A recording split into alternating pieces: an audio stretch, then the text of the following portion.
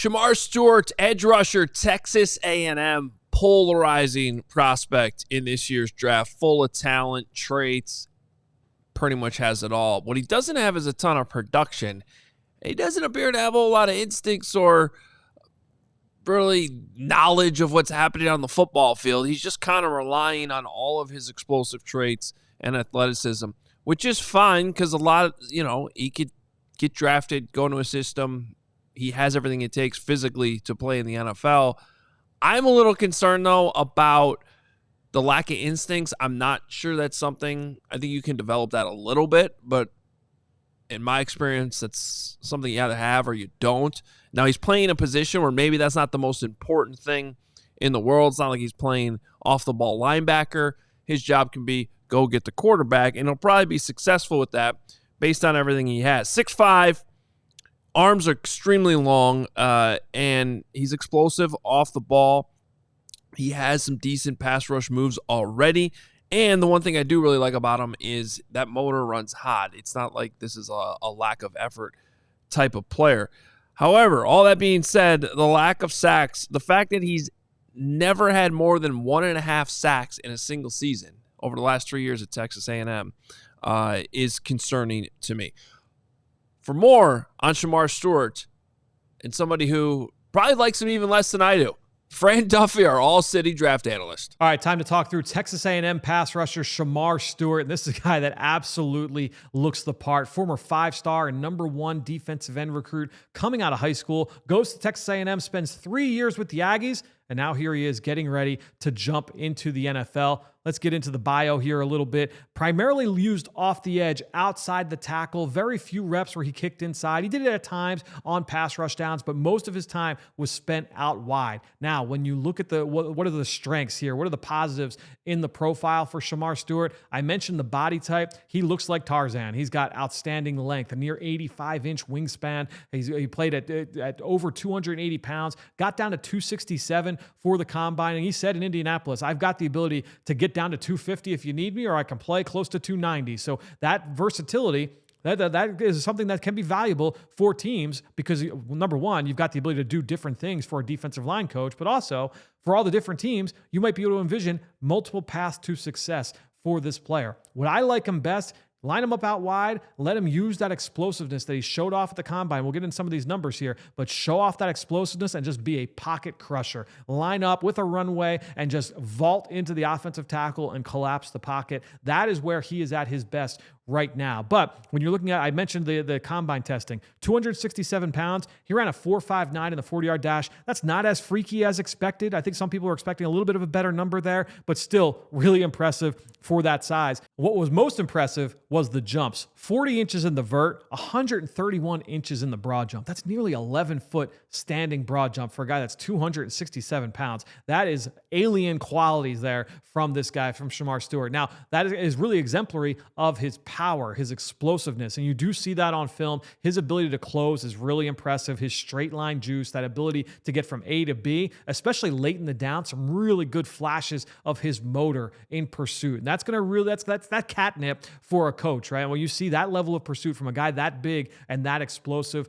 But really, the big thing as well, his ability to defend the run, he's very stout. He's really strong. And so he's both strong and powerful. He holds the point really well. He is consistently graded out well as a run defender. When you use a service like a Pro Football Focus, he always grades out well from that standpoint. But let's get into the negatives. And really, the biggest negative, the biggest thing that he's got hanging around his neck right now, a lack of production. And it's not just in the pass game, but in the run game as well. We'll start in the pass game.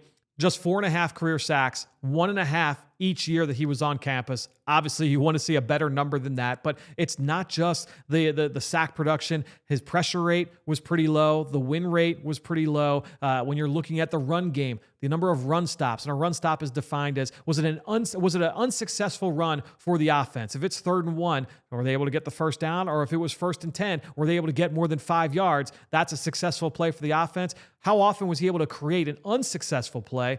It was at a 3.7% clip. That is the second lowest of any defensive end drafted in the last 10 years, based off the numbers that I've seen charted from PFF. And so I think when you're looking at Shemar Stewart, this is a guy that's got all the physical tools, especially from a straight line standpoint, to be able to go from A to B and push the pocket. He's really strong, just doesn't find the football. So you get into why. Well, what are the reasons there? A couple things stand out on film. Number one, his block recognition is not great in the run game. Doesn't always see things too early in the down. Number two, I think he's got to get better with his hands at the top of the rush. Too often, he's just trying to run by offensive tackles. He needs to do a better job of understanding, how do I win at the top with my hands? How do you set up your bull rush? All of those different things to better create more effective rushes. And then number three, and this is something I don't think can be corrected. He's got some lateral stiffness to him that shows up time and time again, not just when he's trying to turn the corner as a rusher off the edge, but also when he has to break down and finish as a tackler. When you talk about, all right, well, how come he doesn't have all the production there? He's got a really, really high missed tackle rate. You know, we're talking north of 20% missed tackle rate, which is an exorbitant number for a defensive player. And so when you're looking at that, well, why is that?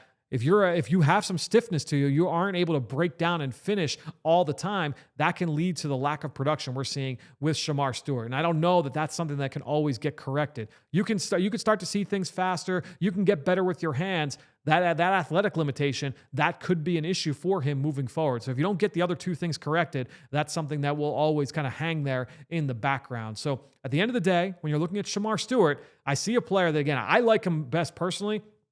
Line him up off the edge. Let him be that pocket pusher early on, probably off the bench early in year one. I don't think you're going to be counting on him to start as a rookie. So year one, get him off the edge, let him push the pocket. Or maybe you're asking him, hey, let's actually put more weight on you and you become more of an interior type of player.